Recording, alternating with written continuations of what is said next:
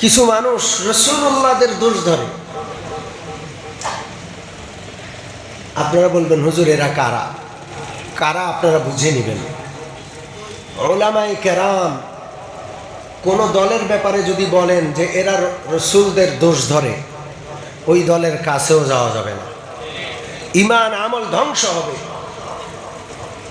ওই দল দিন কায়েম করবে কিভাবে? যারা রাসূলুল্লাহকে আদর্শ মানে না, রাসূলুল্লাহকে যারা দোষী বলে, গুনাহগার বলে, ওরা কি দিন কায়েম করবে?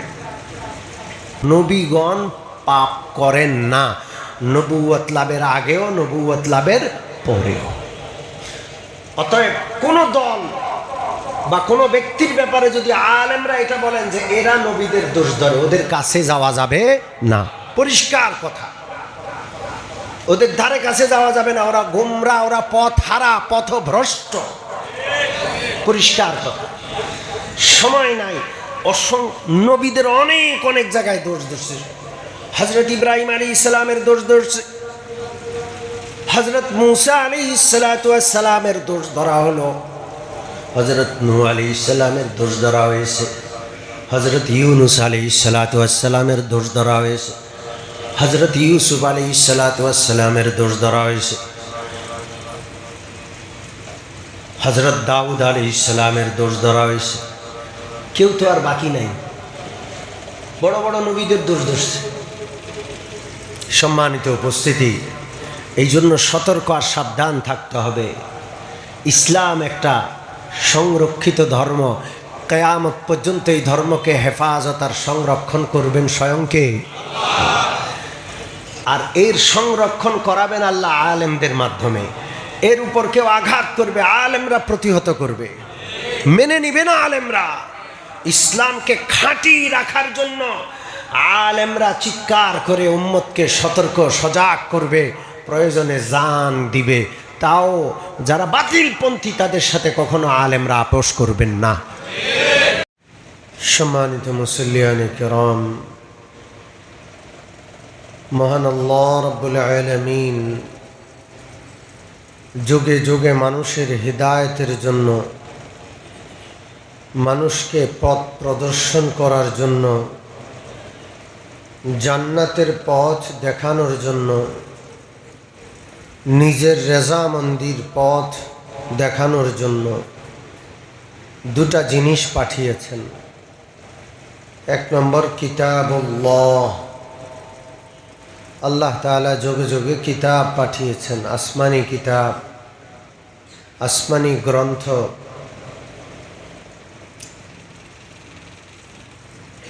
আরেকটা জিনিস আল্লাহ পাঠিয়েছেন কিতাবকে বুঝানোর জন্য, আল্লাহর পাঠানো কিতাবের সঠিক ব্যাখ্যা দেওয়ার জন্য, আল্লাহ প্রদত্ত কিতাবের বাস্তব নমুনা দেখানোর জন্য আল্লাহ তাআলা রিজালুল্লাহ পাঠিয়েছেন। রিজালুল্লাহ মানে আল্লাহ কর্তৃক মনোনীত মানুষ। কিতাবুল্লাহ, রিজালুল্লাহ, কয়টা জিনিস পাঠিয়েছেন মনে রাখবেন। কিতাবুল্লাহ, রিজালুল্লাহ, এই দুইটা জিনিস একসাথে আল্লাহ পাঠিয়েছেন। শুধু কিতাবুল্লাহ না, শুধু রিজালুল্লাহ না। মহান আল্লাহ রাব্বুল আলামিন সর্বশেষ কিতাব আসমানি গ্রন্থ পাঠিয়েছেন, পবিত্র কোরআনুল কারীম। আর সর্বশেষ নবী পাঠিয়েছেন মুহাম্মাদুর রাসূলুল্লাহ সাল্লাল্লাহু আলাইহি ওয়াসাল্লাম। এইভাবে দুইটা জিনিসের সমন্বয়ে মানুষ হেদায়েত পাবে, রাস্তা পাবে। পৃথিবীর কিছু মানুষ আছে যারা এই দুইটা বিষয়ের ক্ষেত্রে সিদ্ধান্তে ভুল করে ফেলে। কিছু মানুষ আছে তারা বলে আমাদের শুধু কিতাবুল্লাহই যথেষ্ট, রিজালুল্লাহর দরকার নাই। সম্মানিত উপস্থিতি,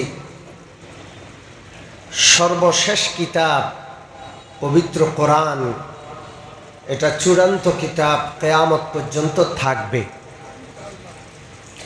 কিন্তু সর্বশেষ নবী মুহাম্মদুর রাসূলুল্লাহ সাল্লাল্লাহু আলাইহি ওয়াসাল্লাম, তার আদর্শ কিয়ামত পর্যন্ত চলবে, কিন্তু তিনি তো কিয়ামত পর্যন্ত বেঁচে থাকবেন না। তো তারপরে কিতাবুল্লাহ আছে, রিজালুল্লাহ কোথায়? তারপরে রিজালুল্লাহ তার সাহাবারা, তারপরে রিজালুল্লাহ তাবেঈন, এরপরে তাবেঈন, এরপরে যোগে যোগে কিয়ামত পর্যন্ত নবীজির রূহানি সন্তান উলামায়ে কেরাম। যদি কেউ শুধু কোরআনকে হেদায়েতের কিতাব মানে আর নবীর সাহাবী কিংবা কিয়ামত পর্যন্ত আগত উলামাদেরকে রিজালুল্লাহ, আল্লাহ তাআলার কিতাবের ব্যাখ্যাকারী, আল্লাহ তাআলার কিতাবের নমুনা, বাস্তব নমুনা না মানে, তাহলে সে হেদায়েতের উপর নাই, সে ভুল পথে আছে। সম্মানিত উপস্থিতি, আমি গত সপ্তাহে আলোচনা করেছি যে কিছু লোক আছে, কিছু দল আছে যারা আল্লাহর পাঠানো রিজালুল্লাহকে বিভিন্নভাবে দোষী করে। কি করে? জোরে বলেন।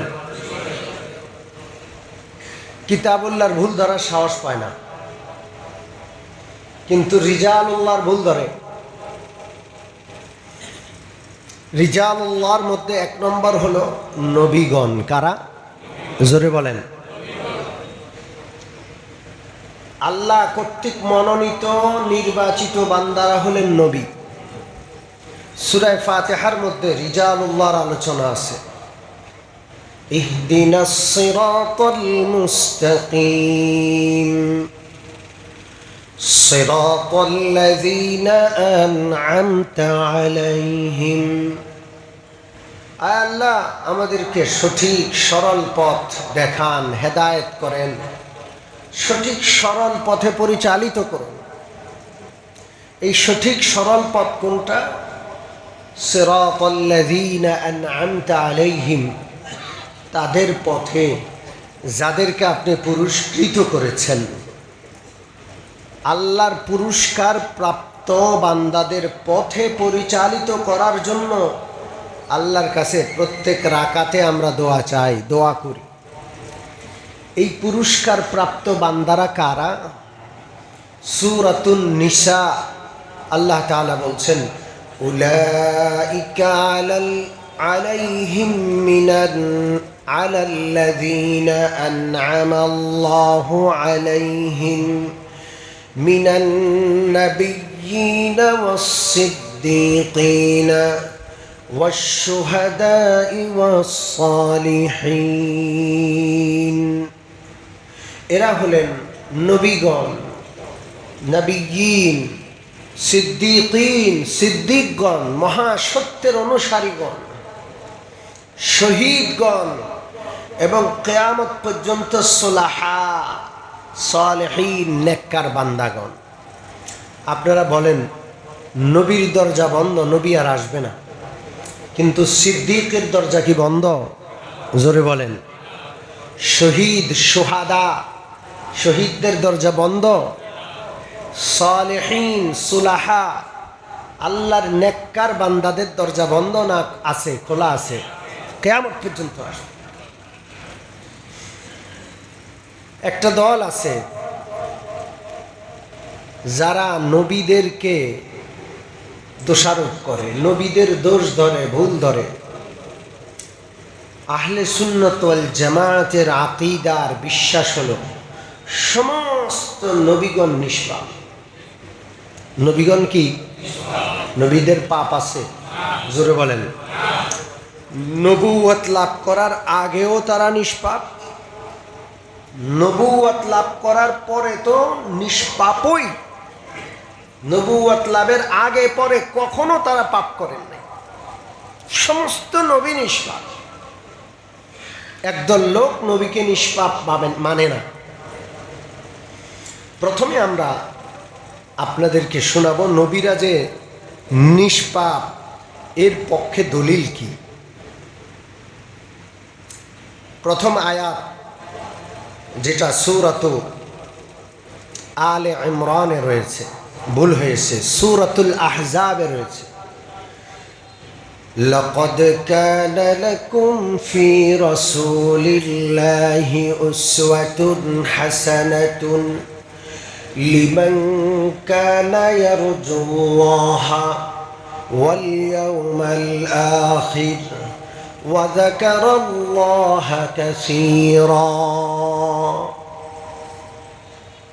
আল্লাহ তাআলা বলছেন তোমাদের জন্য উত্তম আদর্শ রয়েছে আল্লাহর রাসূলের মধ্যে। কার মধ্যে উত্তম আদর্শ? গোটা মানবতার জন্য উত্তম আদর্শ হলেন রাসূলুল্লাহ। রাসূলুল্লাহর সব কিছু আদর্শ। এখন রাসূলুল্লাহ যদি গুনাহ করেন, রাসূলুল্লাহ যদি পাপী হন, তো পাপী বান্দা অন্যদের জন্য আদর্শ হতে পারে? জোরে বলেন, আদর্শ হতে পারে? হতে পারে না। এখন আসেন, কিছু মানুষ রাসূলুল্লাহদের দোষ ধরে। আপনারা বলবেন হুজুর এরা কারা? কারা আপনারা বুঝে নেবেন। উলামায়ে কেরাম কোন দলের ব্যাপারে যদি বলেন যে এরা রাসূলদের দোষ ধরে, ওই দলের কাছেও যাওয়া যাবে না, ঈমান আমল ধ্বংস হবে। ওই দল দিন কায়েম করবে কিভাবে? যারা রাসূলুল্লাহকে আদর্শ মানে না, রাসূলুল্লাহকে যারা দোষী বলে, গুনাহগার বলে, ওরা কি দিন কায়েম করবে? রাসূলুল্লাহর মধ্যে দোষ দেখা এটা কেমন একটা দৃষ্টান্ত দিলে বুঝবেন। দিওয়ানবাগীর নাম শুনছেন? একটা ভণ্ড পীর ছিল, মরে গেছে, নাম শুনেছেন? বিশাল পেট, দেখার মতো, ফটকা মাছের মতো পেট ছিল। এই দেওয়ানবাগী সে লিখেছিল যে সে নাকি একবার রাসূলুল্লাহকে স্বপ্নে দেখেছে। কোথায়? রাসূলুল্লাহ নাকি নর্দমায় পড়ে আছেন, ময়লার মধ্যে, ভাগাড়ের মধ্যে পড়ে আছে। সে রাসূলুল্লাহকে ময়লা থেকে উঠাইয়া পরিষ্কার করতেছে, এটা সে স্বপ্নে দেখছে। এই স্বপ্নের ব্যাখ্যা সে দেয় যে সে নাকি রাসূলুল্লাহর ধর্মকে সে নাকি ধ্বংস হওয়া থেকে রক্ষা করে।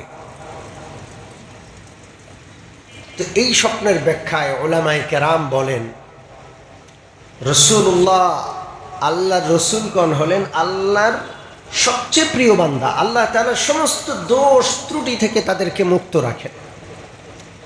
যদি কোনো ব্যক্তি রাসূলুল্লাহদেরকে স্বপ্ন দেখে উল্টা স্বপ্ন দেখল, যেমন দেওয়ানবাগী দেখলো ময়লার ভাগাড়ে পড়ে আছে, এর অর্থ কি? এর ব্যাখ্যা কি? এর ব্যাখ্যা হলো রাসূলুল্লাহগণ হলেন উম্মতের আয়না। রাসূলুল্লাহগণকে কেউ যদি খারাপ অবস্থায় দেখে, তাহলে এর ব্যাখ্যা হলো তার অবস্থাটাই খুবই খারাপ, তার অবস্থাটা।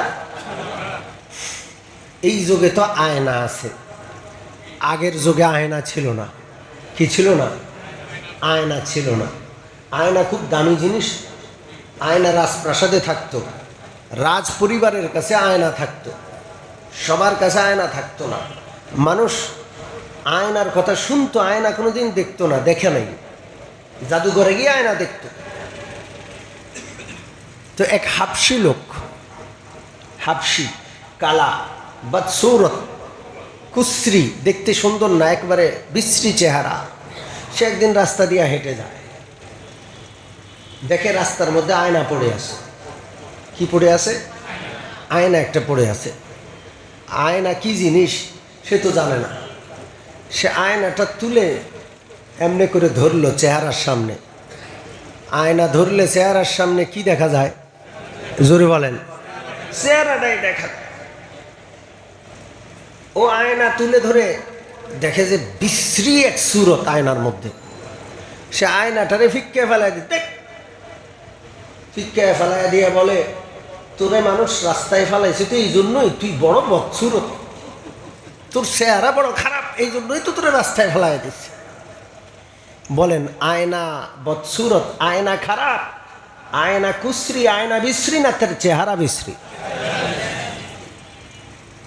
নবীগণকে কেউ যদি বদসুরত দেখে তাহলে এটা তার নিজের বদসুরত হওয়ার প্রমাণ বহন করে। ঠিক কি ঠিক না? আগের যুগে আয়না ছিল না, খুব কম ছিল। হযরত আব্দুল কাদের জিলানী রহমতুল্লাহ আলাইকে কেউ একজন বড় বাদশাহ আয়না হাদিয়া দিছে। কোনো একজন বাদশাহ আব্দুল কাদের জিলানীকে আয়না গিফট করছে। তো প্রত্যেক দিন নামাজ পড়তে যখন পাগড়ি পরেন আব্দুল কাদের জিলানী রহমতুল্লাহ আলাই, তখন আয়নাটা একবার দেখেন, নিজেকে দেখেন কেমন লাগে। খাদেম সাহেব একদিন আয়না পরিষ্কার করতে গিয়ে, আয়না রাখতে গিয়ে হাত থেকে আয়নাটা পড়ে ভেঙে গেছে। খাদেম সাহেব তো ভয়ে অস্থির যে হুজুর কি যে শাস্তি দেন।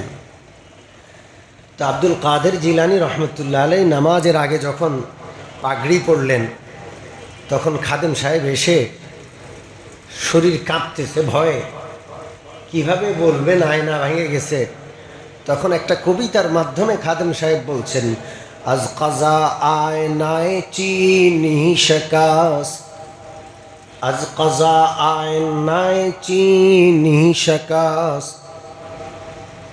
একটা পংক্তি বললেন, হুজুর আমার কোনো দোষ নাই, আমার কোনো ইচ্ছাকৃত কোনো সমস্যা না, আয়নাটা হাত থেকে নিজে নিজে পড়ে গেছে, এটা আসলে আল্লাহর দেওয়া তাকদীর। প্রত্যেকটা জিনিস ওই পর্যন্ত থাকবে যে পর্যন্ত আল্লাহ চান, যখন আল্লাহ চাইবেন তখন আবার শেষ হয়ে যাবে। হুজুর আমার কোনো দোষ নাই, এটা আল্লাহর ফায়সালা, আয়নাটা ভেঙে গেছে। মনে মনে ভয় যে হুজুর নিয়ে এমন রাগ করবেন না পিটা দেন। কিন্তু হযরত আব্দুল কাদের জিলানী তো আল্লাহর ওলি। আমরা সাধারণ মানুষ ক্ষতিগ্রস্ত হইলে যতটা পেরেশান হই, আল্লাহওয়ালারা অতটা পেরেশান হয় না। এই জন্য হযরত আব্দুল কাদের হেসে দিলেন জিলানী রহমতুল্লাহ আলাই। আর দ্বিতীয় পংক্তি, কবিতার দ্বিতীয় পংক্তি তিনি হেসে আবৃত্তি করলেন, খুব শুদ আসবাবে খুদবিনী শিকাস্ত, খুব শুদ আসবাবে খুদবিনী শিকাস্ত। হেসে বললেন খুব ভালো হয়েছে, ভেঙে গেছে তো কি হয়েছে, খুব ভালো হয়েছে। কারণ আমি আমাকে এটা দিয়ে দেখে আসবাবে খুদবিনী খুশি হইতাম যে আমি তো অনেক সুন্দর, আমি তো দেখতে অনেক স্মার্ট। নিজেকে দেখে খুশি হওয়া এটা ভালো না, সবসময় নিজের ব্যাপারে ভয় থাকা ভালো। ঠিক কি ঠিক না? খুব ভালো হয়েছে, এটা দেখে আমি নিজেকে খুব ভালো মনে করতাম, খুশি হইতাম, এটা ভেঙে গেছে ভালো হয়েছে, এত চিন্তা নাই, পেরেশান হওয়ার দরকার নেই। তো সেই যুগে আয়না ছিল না। সম্মানিত উপস্থিতি,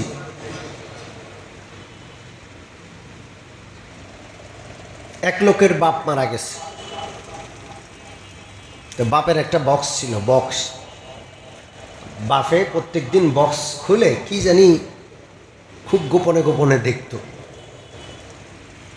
তো বাপ মরে যাওয়ার পর ছেলে ওই বক্সটা খুলে তালাশ করতেছে বাপ কি দেখত। খুঁজে খুঁজে পেয়ে গেছে, সেটা ছিল একটা আয়না। সেটা ছিল কি? তো ছেলেও আয়নাকে চেহারার সামনে নিয়ে দেখে, দেখে যে এই তো একটা ছবি দেখা যাচ্ছে। তো মনে মনে চিন্তা করতেছে নিশ্চয়ই এটা বাপের ছবি, কারণ তার চেহারাটা, ছেলের চেহারা কার মতো হয়? জোরে বলেন, বাপের মতো। তো ছেলে মনে করতেছে যে এটা গোপন সম্পদ, দামি সম্পদ, গুপ্ত ধন। প্রতিদিন ওই বক্স খুলে গোপনে গোপনে বসে বসে আয়নাটার দিকে তাকায় আর কয় যে আমার বাপ তো এমনই ছিল। তো ছেলের বউ দূর থেকে দেখে যে আমার জামাই প্রতিদিন এই বক্স খুলে কি দেখে। কথা কি বুঝতে পারছেন? তো একদিন ছেলে যখন বাজারে গেল, দূরে গেল, ছেলের বউ খুব গোপনে বক্সটা খুলছে। খুলে আয়নাটাকে সামনে নিয়ে দেখে যে সর্বনাশ, এখানে তো একটা মহিলার ছবি, বউয়ের ছবি দেখা যাচ্ছে। বউ আয়না তো আর জীবনে দেখে নাই, তো তাকায়া দেখে যে একটা মহিলার ছবি। বউ তো অস্থির হয়ে গেছে, সর্বনাশ, আমার স্বামী পরকিয়া করতেছে, অন্য মহিলার প্রতি আসক্ত। বউ তো কাঁদতে কাঁদতে অস্থির, শাশুড়ির কাছে গিয়ে বিচার দিছে যে আপনার ভূতে আমারে বিয়ে করছে, কিন্তু অন্য মহিলার সাথে ভিতরে ভিতরে কি করে, সম্পর্ক করে। শাশুড়ি কয়, তুমি কোথায় পাইলা, কি প্রমাণ তোমার? আসেন, বক্সের ভিতরে আছে ওই মহিলা। তো শাশুড়ির হাতে বক্স থেকে বের করে আয়না দিছে। শাশুড়ি আয়না যখন নিজের চেহারার সামনে ধরছে, দেখে যে বুড়ি মহিলা। তো শাশুড়ি আফসোস করে কয়, ফুট, তোর বুঝি রুচি বলতে কিছু নাই, সম্পর্ক করছো একটা জোয়ান বেটির লাগে করতে, বুড়া বেটির লাগে কিল্লা করলি। সম্মানিত উপস্থিতি, এই সব হইল আয়না। সব কি আয়না, এক একজন এক এক রকম দেখে, সব আয়না। যারা নবীর দোষ ধরে তারা গোটাটা নিজেই দোষী, এজন্য নবীর দোষ দেখে। যারা সাহাবার দোষ দেখে তারা আগাগোড়া নিজেই দোষী, এজন্য সাহাবার দোষ দেখে। যারা ওলামায়ে কেরামকে দেখতে পারে না, ওলামায়ে কেরামের প্রত্যেকটা জিনিসে খুঁত ধরে, তারা নিজেরাই দোষী, এজন্য অন্যের খুঁত দেখে। আমরা তো প্রত্যেক রাকাতেই দোয়া করি, ইহদিনাস সিরাতাল মুস্তাকিম সিরাতাল্লাযীনা আন'আমতা আলাইহিম। আল্লাহ আমাদেরকে হেদায়েতের পথ দেখান, আয় আল্লাহ সঠিক সরল পথ দেখান। সঠিক সরল পথের ব্যাখ্যা কি? সিরাতাল্লাযীনা আন'আমতা আলাইহিম, তাদের পথ যাদেরকে আপনি পুরস্কৃত করেছেন। আল্লাহ পুরস্কার প্রাপ্ত বান্দাদের পথ। পুরস্কার প্রাপ্ত বান্দা কারা? নবীরা। জোরে বলেন কারা? এক নম্বর নবী। এক নম্বর পুরস্কার প্রাপ্ত বান্দা কারা? নবীরা। এই জন্য গোটা আম্বিয়া কেরাম, বিশেষ করে আমাদের নবীকে আল্লাহ বলেছেন, লাকাদ কানা লাকুম ফি রাসূলিল্লাহি উসওয়াতুন হাসানাহ, নিশ্চয়ই তোমাদের জন্য উত্তম আদর্শ হলো আমার রাসূল, রাসূলুল্লাহ তোমাদের জন্য উত্তম আদর্শ। 2 নম্বর আয়াত, এটা সূরা আলে ইমরান 132 নম্বর আয়াত। ওয়া আতিউল্লাহা ওয়ার রাসূলা লাআল্লাকুম তুরহামুন। আল্লাহর অনুকরণ করো, আল্লাহকে মানো, রসুলকে মানো, তাহলে তোমরা আল্লাহর রহমত পাবা। রসুল যদি পাপী হতেন, রসুলকে আল্লাহ মানতে বলতেন? জোরে বলেন, পাপী লোককে মানতে হয়? মানতে হয় না। তো রসুলগণকে তারা পাপী বলে। এরপরে আল্লাহ বলেন সূরাতুন নিসা 80 নম্বর আয়াত, মান ইউতি'র রাসূল ফাকাদ আতা'আল্লাহ। যেই ব্যক্তি নবীকে মানলো সে যেন কাকে মানলো? জোরে বলেন, আল্লাহকে। নবীকে মানা মানে আল্লাহকে মানা। নবী যদি পাপী হতেন, আল্লাহ নবীকে মানা, আল্লাহকে মানার কথা বলতেন? এরপরে আয়াত আছে সূরাতুল জিন 26 নম্বর আয়াত, আলিমুল গায়বি ফালা ইউযহিরু আলা গায়বিহি আহাদা ইল্লা মান ইরতাদা মির রাসূলিন। তিনি হলেন আলিমুল গায়ব, অদৃশ্যের সকল জ্ঞান কার? মানুষ অদৃশ্যের জ্ঞান মানুষ জানে না, অদৃশ্য সম্পর্কে জ্ঞানী একমাত্র কে? ফালা ইউযহিরু আলা গায়বিহি আহাদা, আল্লাহর গোপন ভেদ, আল্লাহর গোপন রহস্য আল্লাহ কাউকে জানান না, ইল্লা মানির তাদামির রাসূলিন, তবে ওই রসুলকে আল্লাহ জানান যিনি তার কাছে পছন্দনীয়। তাইলে রসুলগণ কার পছন্দনীয়? জোরে বলেন কার? এরপরে আয়াত আছে সূরাতুস সাদ আয়াত নম্বর 47, ওয়া ইন্নাহুম ইনদানা লামিনাল মুস্তাফাইনিল আখিয়ার। নবীদের নাম বলে বলে বলে বলে অনেকগুলো নাম বলার পর আল্লাহ বলছেন ইন্নাহুম ইনদানা, এই নবীগণ আমার কাছে লামিনাল মুস্তাফাইনিল আখিয়ার, নির্বাচিত এবং সর্বোত্তম, অর্থাৎ আল্লাহর কোটি কোটি বান্দার মধ্যে সর্বোত্তম এবং আল্লাহর নির্বাচিত বান্দা হলেন এই নবীগণ। সুবহানাল্লাহ। তো আল্লাহর নির্বাচিত নবীগণ, বান্দাগণ, নবী, এই নবীগণ যদি পাপী হন তাহলে আল্লাহর নির্বাচনে ভুল আছে। ঠিক কি ঠিক না? আল্লাহর নির্বাচনে কোনো ভুল আছে? জোরে বলেন। ভুল নাই। সর্বশেষ আয়াত আপনাদেরকে শুনাই, আরো দুইটা আয়াত আছে।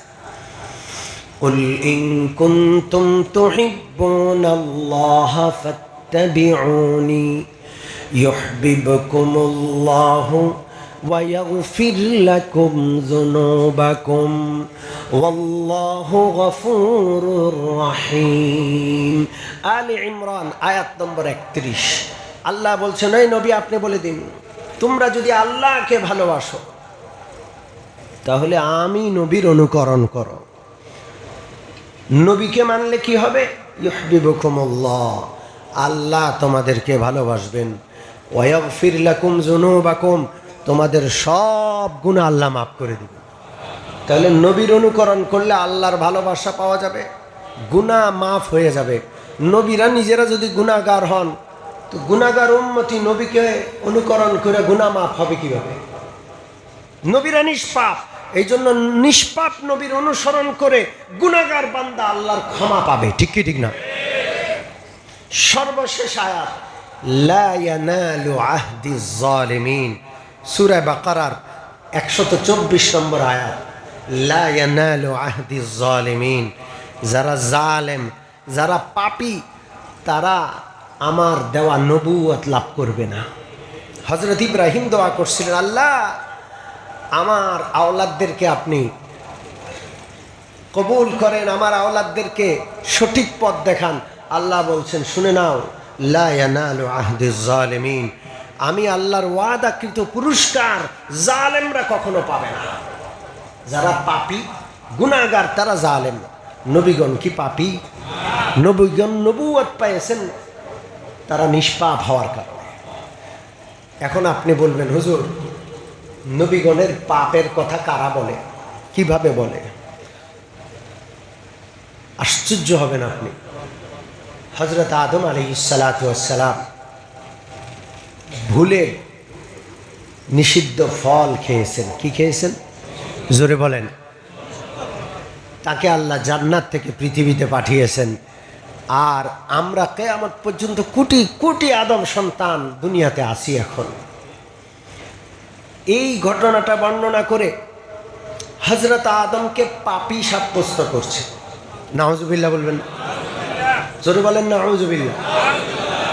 আচ্ছা, হযরত আদম যদি ওই গম, ওই গন্ধম বা ওই ফলটা না খাইতেন এই দুনিয়া সৃষ্টি হইতো? এই দুনিয়া আল্লাহ সৃষ্টি করেছেন, আদমকে দুনিয়াতে পাঠাবেন, কোটি কোটি লক্ষ লক্ষ নবী আসবে, কোটি কোটি আদম সন্তান আসবে, তাদের পরীক্ষা হবে দুনিয়াতে, তাদের জান্নাত হবে, জাহান্নাম হবে। এগুলো সব কার ফয়সালা? জোরে বলেন, আল্লাহর ফয়সালা। হযরত আদম চিরকাল জান্নাতে যদি থাকেন তা আদম সন্তানরা দুনিয়াতে কে আসবে? কেউ আসবে না, নবী আল্লাহ পাঠাতেন না। এই যে ঘটনা, এটা বর্ণনা করার পর তারা নবী আদম আলাইহিস সালামের দোষ ধরে।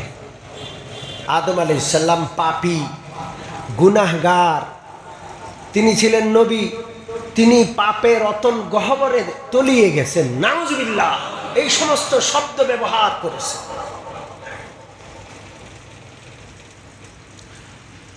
শুধু হযরত আদম আলাইহিস সালাতু ওয়াস সালাম নন, বড় বড় নবীদের ভুল ধরেছে।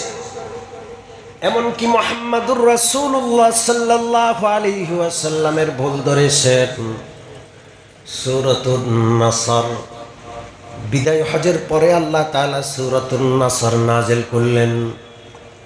আউযু বিল্লাহি মিনাশ শাইতানির রাজীম, বিসমিল্লাহির রহমানির রহিম।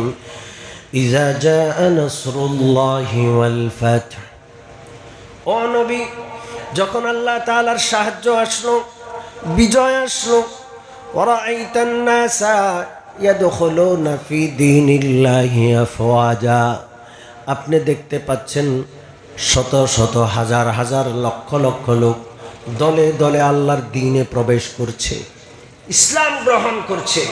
এটা যখন আপনি দেখতে পারলেন, ফাসাব্বিহ বিহামদি রাব্বিকা, আপনি আপনার প্রভুর তাসবিহ পাঠ করুন, ওয়াস্তাগফির, এবং ইস্তেগফার করুন। ইস্তেগফার অর্থ ক্ষমা চাওয়া। ইস্তেগফার অর্থ কি? জোরে বলেন। ইন্নাহু কানা তাওয়াবা, আল্লাহ হলেন তওবা কবুলকারী। এই যে রাসূলুল্লাহকে আল্লাহ ইস্তেগফার করতে বললেন, এই আয়াতের ব্যাখ্যায় লেখে রাসূলুল্লাহ রিসালতের দায়িত্ব পালন করার ক্ষেত্রে যেই ত্রুটি বিচ্যুতি ভুল করেছেন সেগুলো থেকে আপনি ইস্তেগফার করুন। নাউজুবিল্লাহ বলেন।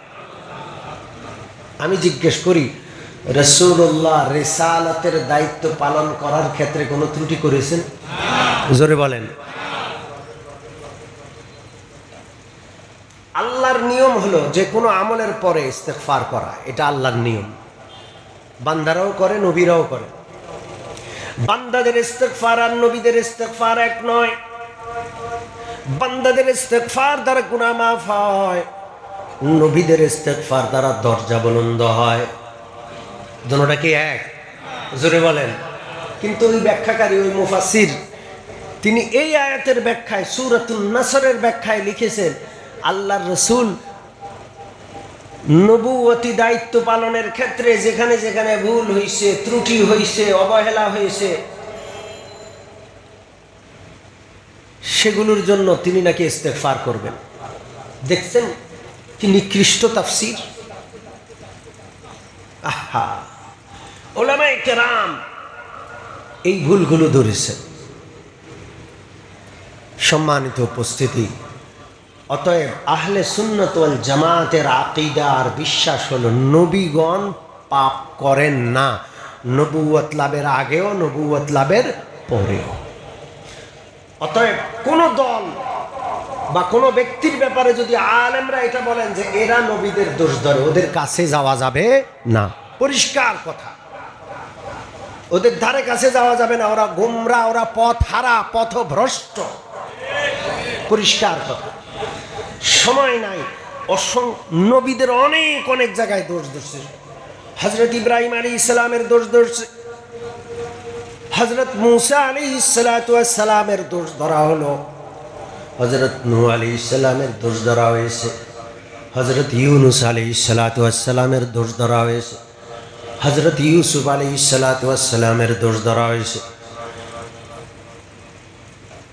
হযরত দাউদ আলাইহিস সালামের দোষ ধরা হয়েছে। কেউ তো আর বাকি নাই, বড় বড় নবীদের দোষ ধরছে। সম্মানিত উপস্থিতি, এই জন্য সতর্ক আর সাবধান থাকতে হবে। ইসলাম একটা সংরক্ষিত ধর্ম, কিয়ামত পর্যন্ত এই ধর্মকে হেফাজত আর সংরক্ষণ করবেন স্বয়ং কে? আর এর সংরক্ষণ করাবেন আল্লাহ আলেমদের মাধ্যমে।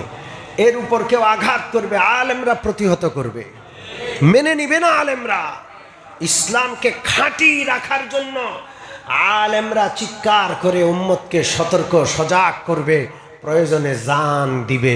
তাও যারা বাতিলপন্থী তাদের সাথে কখনো আলেমরা আপোষ করবেন না। কথা কি পরিষ্কার? আল্লাহ আমাদেরকে বুঝার তৌফিক দান করেন। আমিন। ওয়া আখিরু দাওয়ানা